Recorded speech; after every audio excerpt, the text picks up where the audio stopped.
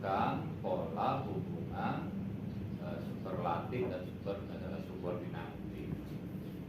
Nah, karenanya mungkin memang tawaran temuan Anda tentang optimalisasi kursus calon pengantin itu menurut saya cukup relevan, ya kan? Nah, tetapi membangun relasi mubadalah itu sebenarnya dulu dari awal mula ada sebagian para ahli tafsir itu yang memang sudah membangun hubungannya itu adalah kesejajaran, kesetaraan, bukan subordinatif, superlatif seperti itu, ya.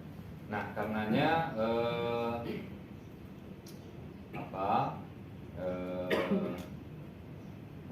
memang bagus penelitian Anda ini, namun ketegasannya itu menurut saya jangan hanya dikaitkan dalam situasi fenomenal pandemi COVID-19 saja.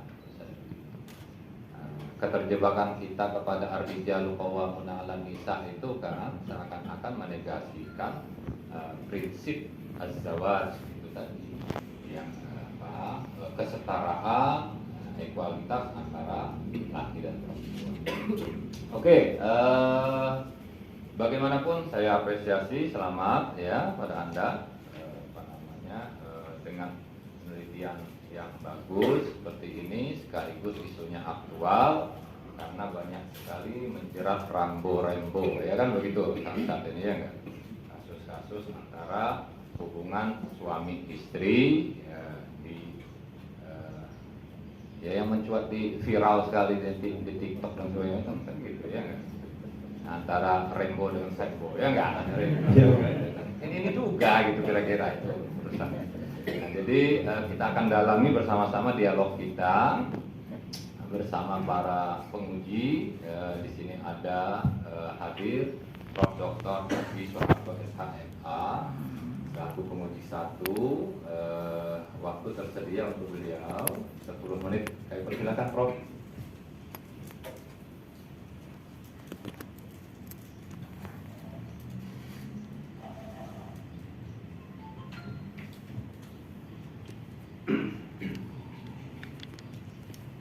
Assalamualaikum warahmatullahi wabarakatuh. Waalaikumsalam. Terima kasih Pak Ketua, Bapak-bapak dan Ibu-ibu tim penguji yang saya hormati, Saudara Abdul Mu'min. Ya, Bro. Saya sebenarnya ingin bertanya kepada pimpinan ini yang mudah-mudah saja. Ya, Bro. Nomor 1, coba sebutkan judul disertasi penjenengan.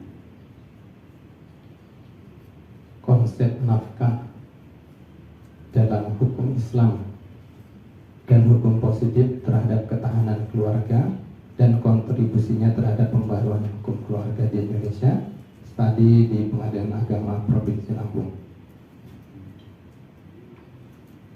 Pengadilan Agama di Provinsi Lampung itu apa ada pengadilan agama di Provinsi Lampung? Label itu ada nggak? Kalau label tidak ada, Bro, tapi pada maka kemudian kami menyimpulkan 4 pengadilan agama itu berada di Provinsi Lampung dan kemudian bisa bisa menjadi bisa menggambarkan begitu, Bro. Papan nama ada nggak? Papan nama nggak ada, Bro. Adanya Pengadilan Tinggi Agama. Ya, kenapa tidak saudara angkat Pengadilan Tinggi Agama? Karena tadinya di Pengadilan Agama, Bro, nggak di Pengadilan Tinggi. Ya, yang benar Pengadilan Tinggi Agama. Lalu apa kaitannya dengan judul disertasi Anda pada halaman 11 Romawi kecil? Coba dilihat.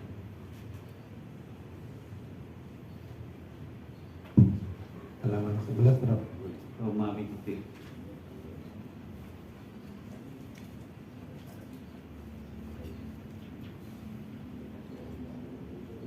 Berapa? Ya, baca tuh. Oh, ya bro, ini masih ujian tertutup yang kata pengantarnya bro. Yang ingin saya harapkan dari pimpinan ini adalah salah satu indikasi seorang dokter itu adalah ketelitian. Adalah ketelitian. Ketelitian, ketelitian, dan ketelitian. Saudara ngaku sendiri ya. Iya bro.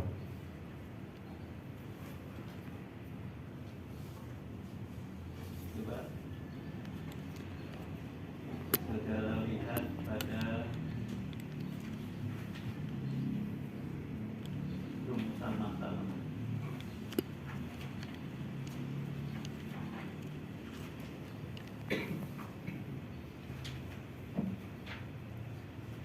Siap. Rumusan masalah di halaman berapa? 18. Di Oh, 17. ternyata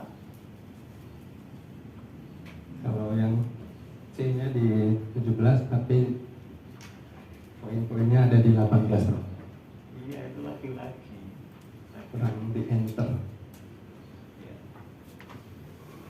Coba dikemukakan rumusan masalah yang kedua.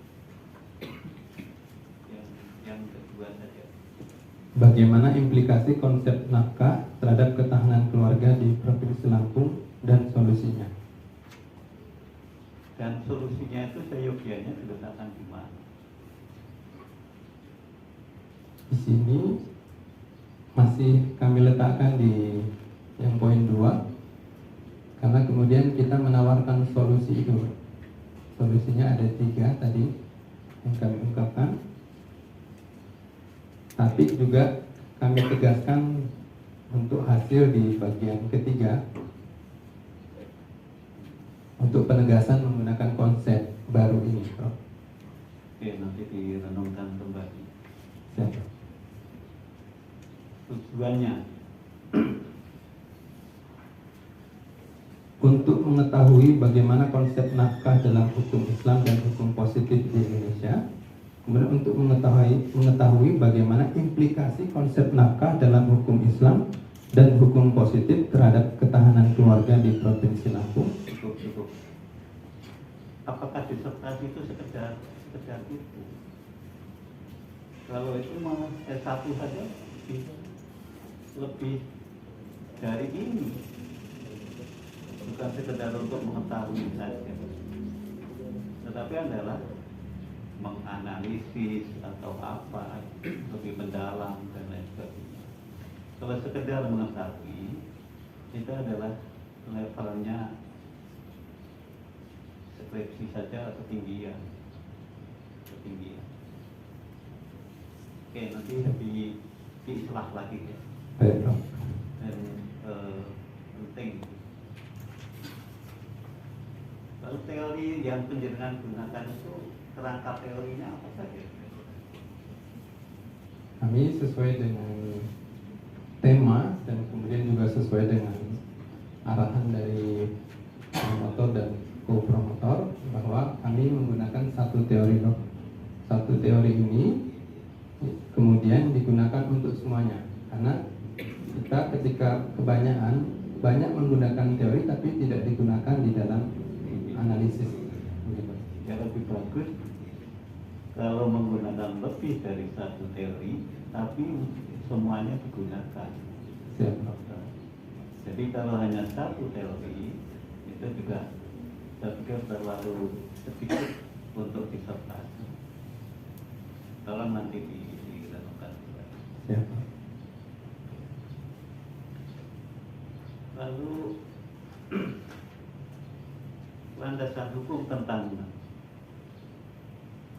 nafkah dalam keluarga ini banyak penjenengan kemukakan beberapa di beberapa tempat, beberapa ayat di beberapa tempat. Lalu apakah relevan untuk landasan hukum nafkah ini surat An-Nahl ayat 97? Apa enggak? Belum apa, Bro. Ini dia sebagai penguat, Bro, bahwa di sini barang siapa yang mengerjakan amal soleh, baik laki-laki dan perempuan, maka dia juga mendapatkan pahala. Wa huwa mu'minun, wa huwa mu'minun. Dan ada stressingnya di ayat itu. Man amila sholihan min dzakarin aw untha wa huwa mu'minun. Apa maksudnya ini? Maksud ayat ini apa kira-kira? Barang siapa Walannuhyiyannahu hayatan thayyibah wa najziyannahu ajrahum fi ahsani ma kanu ya'malun. Jadi Allah memberikan balasan kepada orang yang beriman, baik laki-laki dan perempuan yang mengerjakan amal soleh. Maka di sini kemudian nafkah ini bagian dari amal soleh, baik itu suami kepada istri maupun istri kepada suami maupun orang tua terhadap anak begitu. Coba nanti dilihat hasilnya.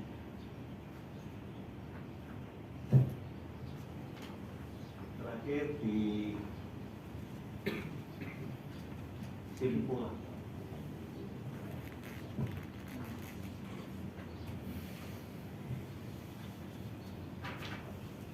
Simpulan saudara seperti apa ini? Kesimpulan saya, Prof, ada 3.